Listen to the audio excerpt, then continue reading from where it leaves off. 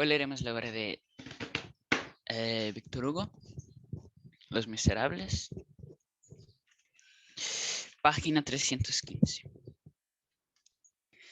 Socorrerle era correr un riesgo horrible. Ninguno de los marineros pescadores, todos de la costa, que hacían poco había entrado en el servicio, se atrevía a aventurarse a ello. Entre tanto, el desgraciado gaviero se cansaba. No se podía ver la angustia de su rostro, pero en todos sus miembros se conocía el agotamiento. Sus brazos se torcían en un estiramiento horrible. Cada esfuerzo que hacía para subir no servía más que para aumentar las oscilaciones del estribo. No gritaba de miedo de perder la fuerza.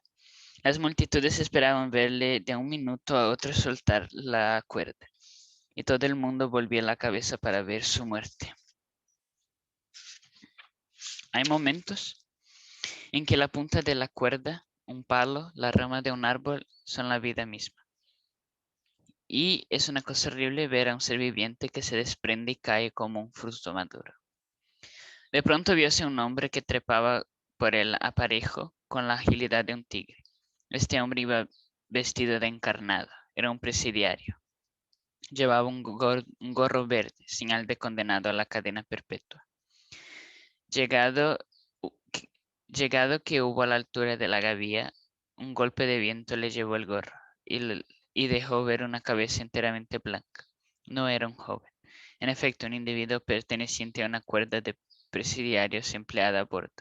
Habría corrido desde el primer momento el oficial de cuarto, en medio de la turbación y duda de la tripulación, mientras todos los marineros temblaban y retrocedían, le había pedido permiso para arriesgar su vida por salvar al gaviero. A un signo afirmativo del oficial rompió de un martillazo la cadena sujeta a la argolla de su pie. Tomó luego una cuerda y se lanzó a los obenques. Nadie notó en aquel instante la facilidad con que fue rota la cadena. Hasta después no lo recordaron. En un abrir y cerrar de ojos estuvo en la verga. Se detuvo algunos segundos y pareció medir con la vista. Estos segundos, durante los cuales el viento columpiaba al gaviero al extremo de un hilo, parecieron siglos a los que estaban mirando. En fin, el presidiario alzó los ojos como al cielo y dio un paso hacia adelante. La multitud respiró. Viósele recoger en un instante la verga. Llegado que hubo a la punta, ató a ella un cabo de la cuerda que llevaba. Dejó suelta el otro cabo, después se puso a bajar deslizándose por esta cuerda. Y entonces hubo una angustia inexplicable. En vez del hombre suspendido sobre el abismo, había dos. Parecía una araña yendo a coger una mosca, solo que allí la araña llevaba la vida y no la muerte. 10.000 miradas estaban fijas en el grupo, ni un grito ni una palabra. Al mismo estremecimiento fruncía todas las cejas. Todas las bocas contenían su aliento, como si hubiesen temido añadir el menor soplo al viento que sacudía a aquellos dos infelices. Entre tanto, el presidiario había conseguido bajarse muy cerca. Muy cerca.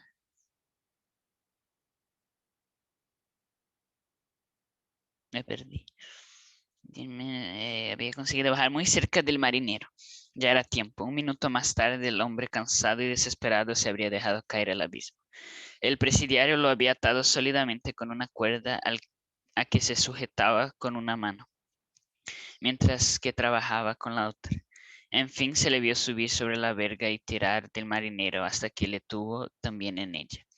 Y allí se sostuvo también un instante para dejarle recobrar las fuerzas. Después le cogió en sus brazos y lo llevó andando sobre la verga hasta el tamborete y de allí a la gavía, donde le dejó en manos de sus camaradas.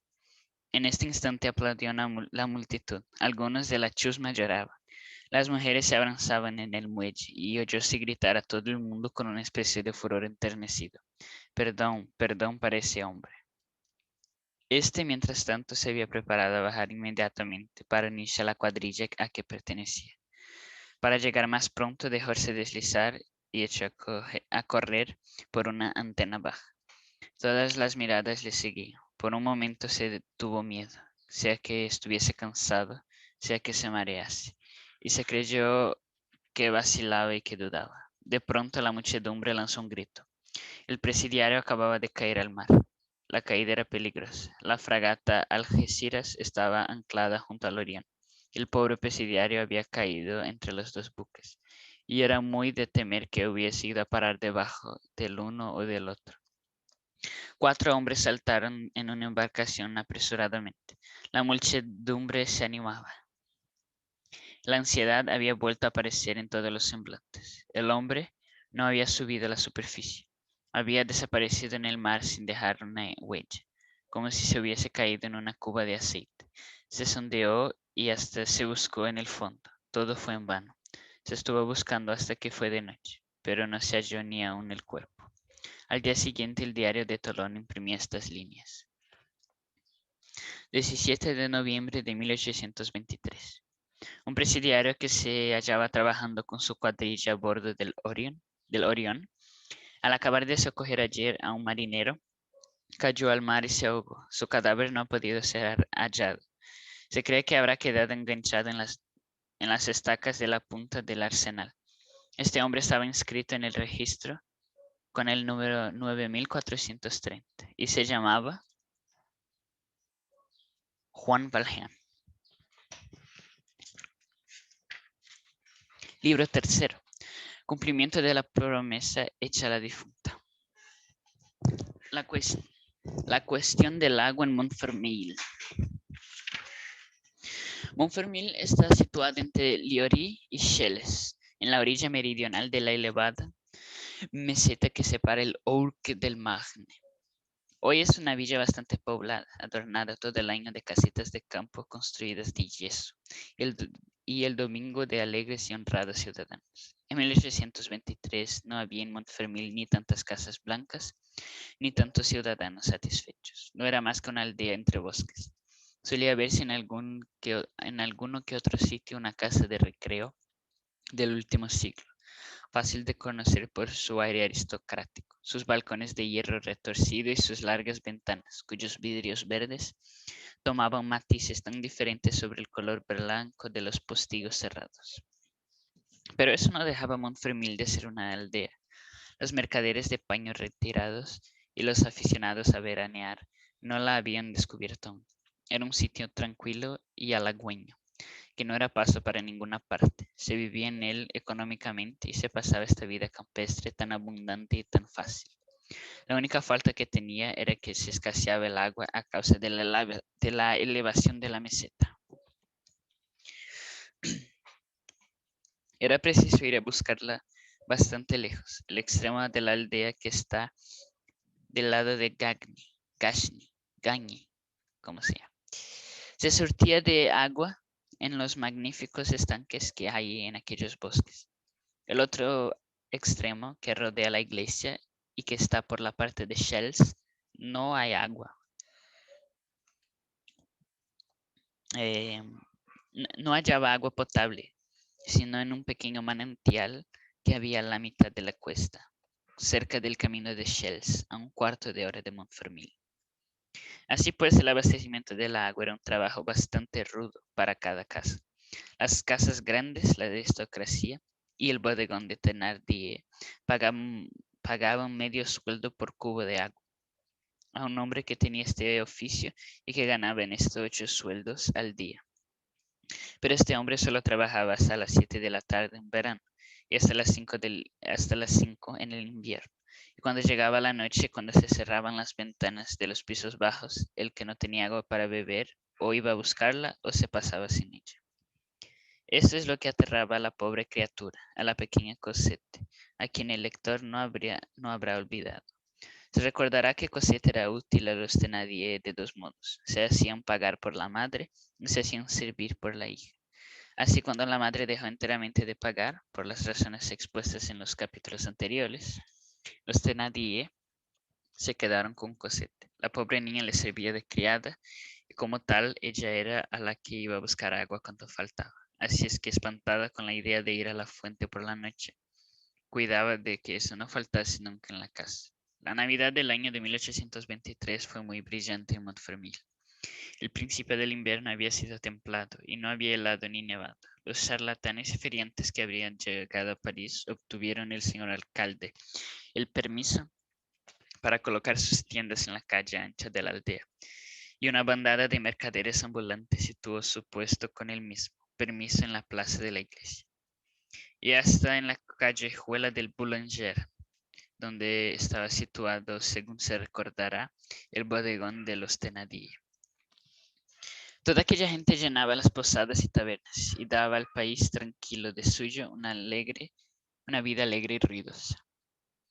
Hasta debemos decir, para ser fieles historiadores, que entre las curiosidades expuestas en la plaza había una especie de barraca en la que unos horribles saltimbanquis, vestidos de harapos y procedentes no se sabe de dónde, enseñaban a los aldeanos de Montfermil uno de esos horribles buitres del Brasil, que nuestro Real Museo no poseyó hasta 1845 y que tienen por un ojo una escarapela tricolor.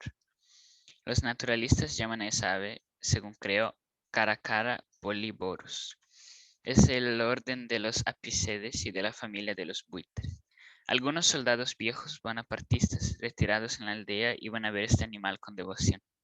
Los charlatanes presentaban la escarapela tricolor como un fenómeno único y formado expresamente por Dios para su colección de animales raros. En la noche misma de la Navidad, muchos carreteros y trajineros se hallaban sentados y bebían alrededor de una mesa con 4 o 5 velas de cebo en la sala baja del bodegón de Thénardier. La sala se parecía a todas las salas de taberna: mesas, cántaros de estaño, botellas, bebedores, fumadores, poca luz y mucho ruido. La fecha del año 1823 se veía, sin embargo, indicada por los dos objetos, entonces a la moda en la clase media, que estaban sobre una mesa, a saber, un caleidoscopio y una lámpara de hoja de lata morada. La Thénardier vigilaba la cena que se estaba asando ante un buen fuego. El marido bebía con sus parroquianos y hablaba de política. Además de las conversaciones políticas que tenían por objeto la guerra de España y el duque de Angulema, se oía entre el ruido paréntesis enteramente locales como este. Por la parte de Nanterre y de Suresne ha dado mucho el vino, donde se contaba con 10 tinajas y han obtenido 12. El lagar ha dado más jugo del que se creía, pero las uvas no debían de estar maduras. En esos países no se deja madurar enteramente la uva, porque el vino se tuerce si se deja en cuanto llegue la primavera. Es pues un vino flojo, más flojo que los de por aquí. Hay que vendimiar en verde, etcétera, etcétera.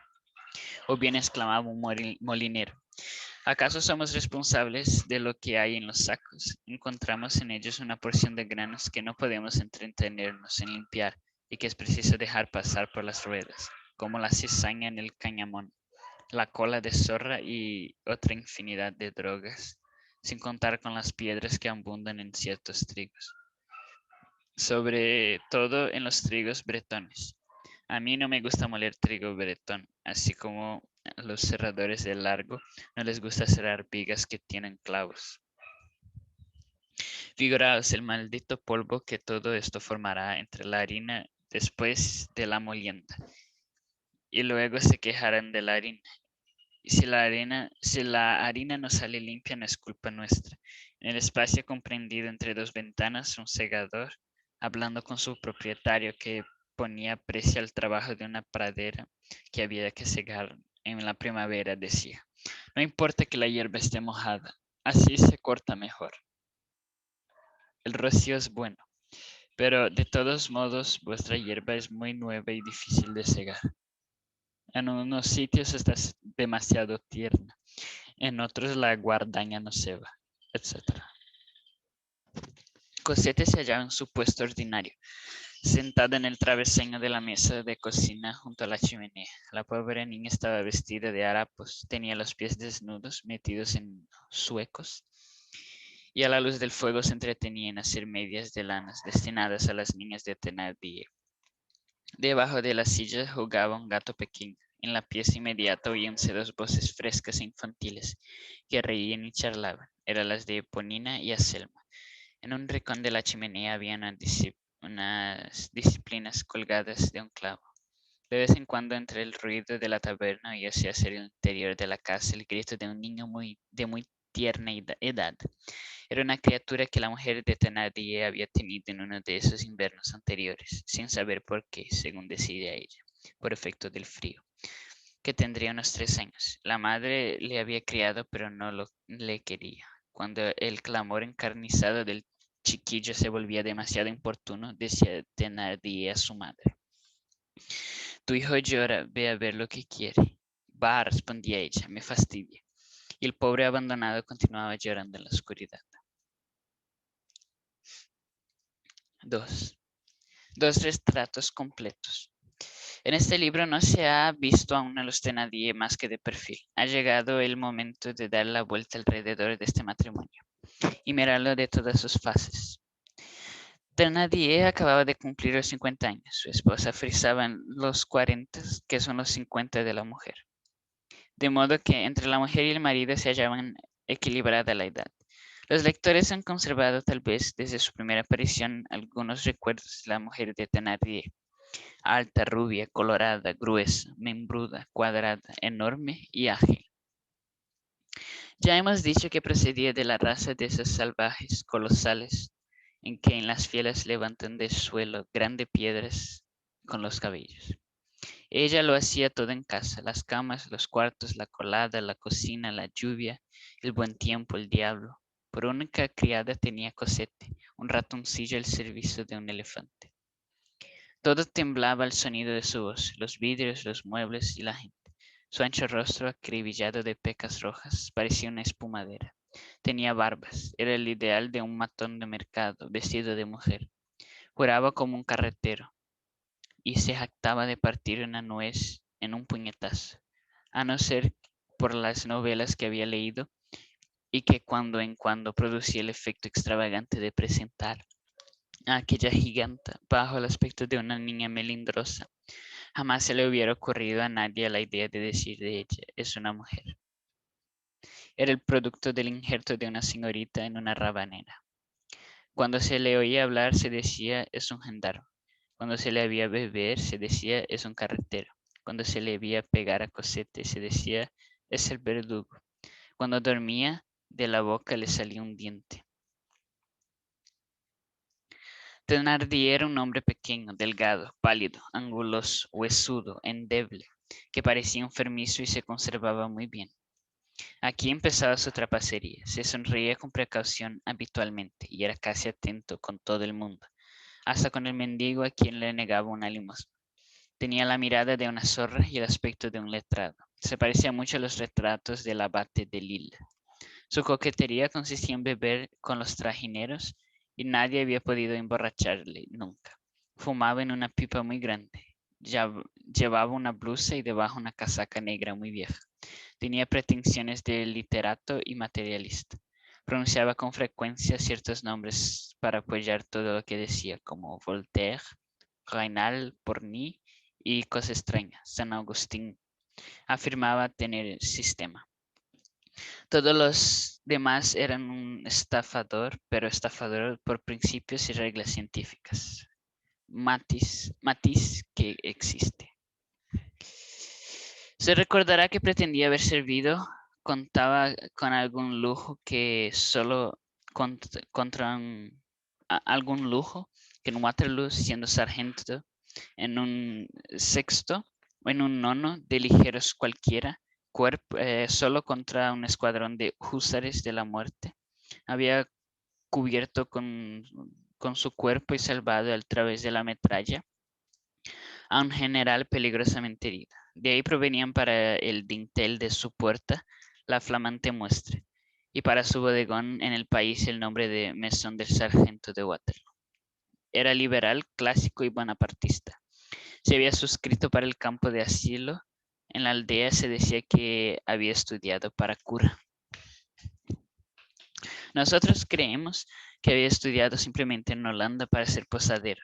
Ese tunante del orden compuesto era, según las probabilidades, algún flamenco de Lila en Flandes, francés en París, belga en Bruselas, teniendo en pie teniendo un pie en cada una de las fronteras. Ya hemos dicho que en él había consistido su hazaña de Waterloo. Y se convendrá en que le exageraba un poco. El flujo y el reflujo, las peripecias, las aventuras eran un elemento de su existencia. Una conciencia rasgada que produce siempre una vida descosida. Y probablemente en la borrascosa época del 18 de junio de 1815, pertenecía a Thénardier esa variedad de cantineros merodeadores que habían hablado, de que hemos hablado, que corrían los caminos vendiendo a estos, robando a aquellos y rodando en familia, el hombre, la mujer y los chicos, en algún carretón cojo, detrás de las tropas en marcha, con el instinto de agregarse siempre al ejército vencedor. Concluida la campaña, y teniendo, como decía Conquibus, había abierto un bodegón en Montfermeil.